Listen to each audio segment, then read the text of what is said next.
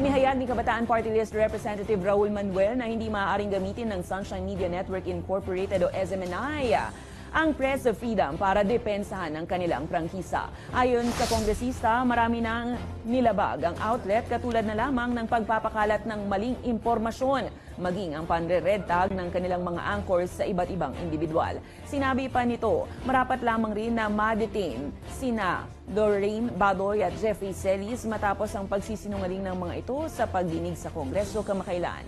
Matatandaang nagugat ang investigasyon ng Kamara matapos maglabas ng maling impormasyon ng SMNI hinggil sa umunoy bilyong pisong ginasta ng Office of the House Speaker sa international travel nito.